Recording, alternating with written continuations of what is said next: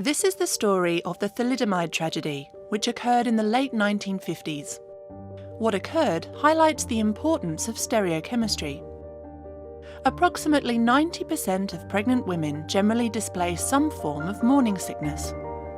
By the mid-1950s, thalidomide was being marketed and prescribed around the world, including Australia and New Zealand, to alleviate morning sickness in pregnant women.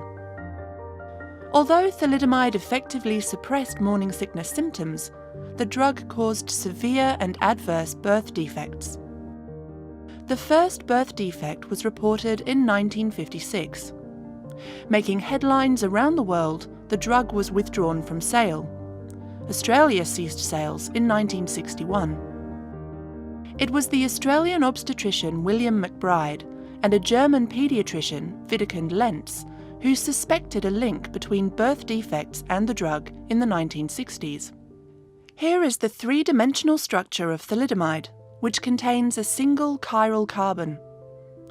A chiral carbon is one that contains 4 different groups.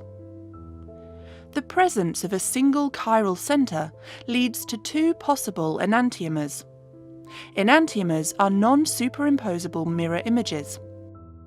While R-thalidomide alleviates morning sickness, it was later discovered that the birth defects were caused by the presence of S-thalidomide. In the body, the drug thalidomide is racemic.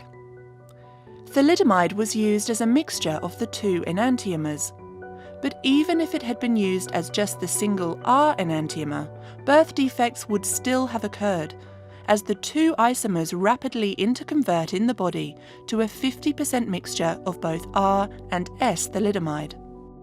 The failure to understand this fundamental chemical conversion meant that it was never possible to solely administer R-thalidomide to suppress morning sickness. In 2014, the Victorian Supreme Court signed off on an $89 million class action for the victims affected by thalidomide in Australia and New Zealand. To protect the community from another thalidomide tragedy, the Australian government established the Therapeutic Goods Administration to regulate and control drug use and development. Today, thalidomide is tightly regulated and is being used in anti-cancer therapy. It carries a clear warning stating that even a single dose can cause birth defects.